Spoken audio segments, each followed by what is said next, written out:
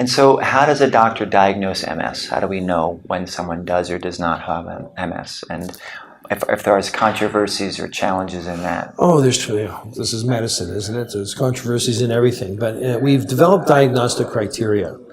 And you'll notice that diagnostic criteria apply to a lot of autoimmune diseases today. Why do we need these? And it's because the autoimmune diseases can be so elusive that one has to have a constellation of symptoms and signs, and then you're more sure of the diagnosis. Medicine is really a process of eliminating other potential causes that sometimes are more serious and sometimes more treatable or easily treatable.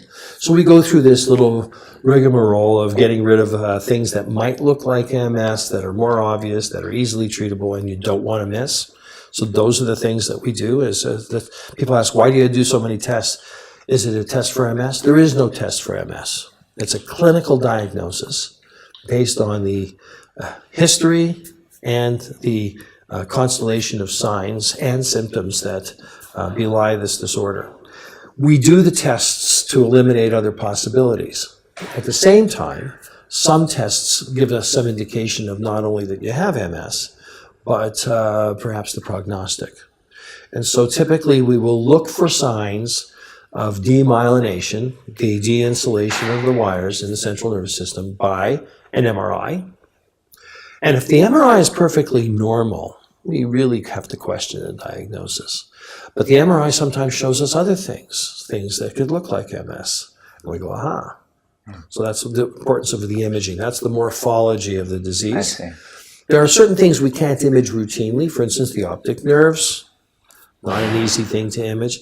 The spinal cord we can image, but it's harder to do as it goes through the body.